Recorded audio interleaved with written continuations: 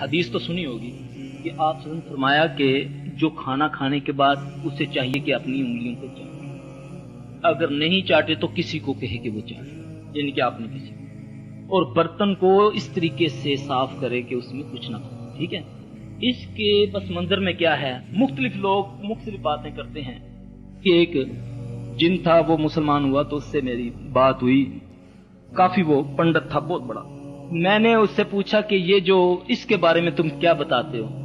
تو کہتا ہے کہ تمہارے نبی نے کہا ہے نا کہ یہ انگلیاں چاٹ لیا کرو۔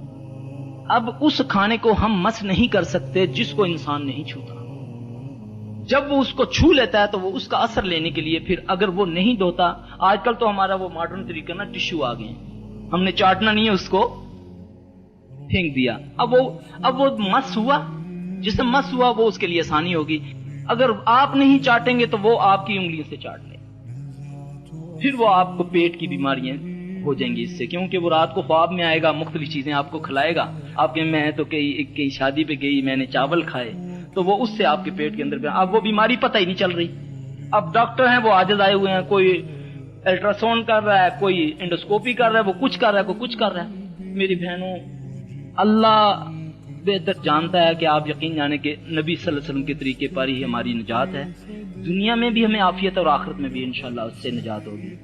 اور ایک ایک بات کو کبھی معمولی نہ جانیں، جو بھی رسول اللہ صلی اللہ علیہ وسلم کی بات ہے کوشش کریں کہ آپ اس پر عمل کریں، انشاءاللہ کوئی شیطان، کیونکہ اللہ کی گارنٹی ہے انہ لیس لہ سلطان علی الذین آمنوا وعلی ربہم یتوکلون، کہ اس کا زور ان پر نہیں چلتا جو ایمان لاتے ہیں اور توکل کرتے ہیں اپنے اللہ پر۔ تو توکل یہی ہے کہ ہم منہ سے جب کہتے ہیں اعوذ باللہ من الشیطان الرجیم،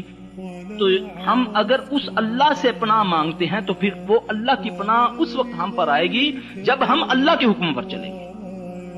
یہ نہیں کہ میں منہ سے سارا دن ورد کرتا رہوں اعوذ باللہ من الشیطان الرجیم اور کام سارے نافرمانیوں کے، آنکھیں، میری زبان، میرے کان برائیاں کرتے رہیں اور میں منہ سے پڑھتا رہوں۔ اللہ فرماتے ہیں لما تقولون ما لا تفعلون، کیوں وہ کہتے ہو جو کرتے نہیں ہو؟ تو اس لیے اعوذ باللہ کا معنی بھی یہی ہے کہ آپ جب اعوذ باللہ پڑھیں تو دل سے پڑھیں کہ میں اس مالک کی پناہ مانگ رہی ہوں جو سمیع و بصیر ہے، جو عاجز نہیں ہے، میں ہی عاجز ہوں، میں ہی کمزور ہوں، اللہ ہماری کمیوں کو تائیں دور فرمائے۔